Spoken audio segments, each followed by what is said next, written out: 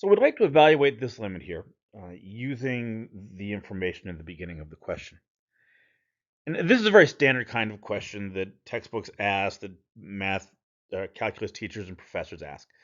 And really, the point behind the question is to help students to see how you can evaluate a limit of a large function by instead evaluating the limit of all of its little component parts and then combining those together, multiplying, subtracting, dividing, so forth. All right, so what we're going to do to evaluate this limit here is I'm going to start by instead of thinking of this as the limit of a quotient, right, a division thing, instead I'm going to take the quotient of the limits. Right, I'm going to do the top and the bottom separately. That's one of those limit properties.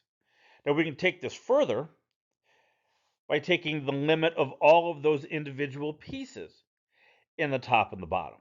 Right? And these things I can actually evaluate. The limit of a constant is just a constant, so these two parts will be 3 and 1. The limit of f of x we're given in the question, that's 2. And the limit of g of x we're also given in the question, that's negative 3.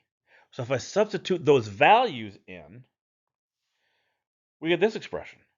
Right now it's just an arithmetic problem. In the numerator, 4 minus 3 is 1. In the denominator, that's 1 plus 3, that's 4. So there's my limit.